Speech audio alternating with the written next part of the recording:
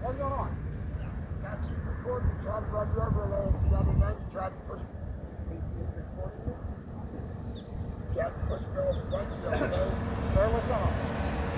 You drunk me. Don't get distracted. Take care of it. What's going on? Officer Locher? Yes, sir.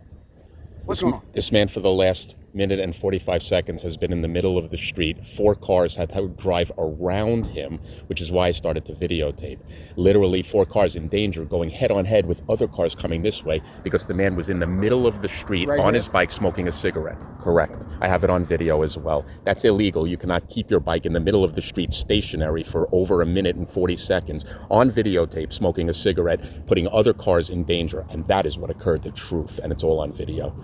I am not drunk. I am perfectly fine. I am perfectly sane. As a matter of fact, I've been in the courthouse, that's where I work, with Judge Herr and multiple officers. And I believe he's videotaping me now. I don't know why. But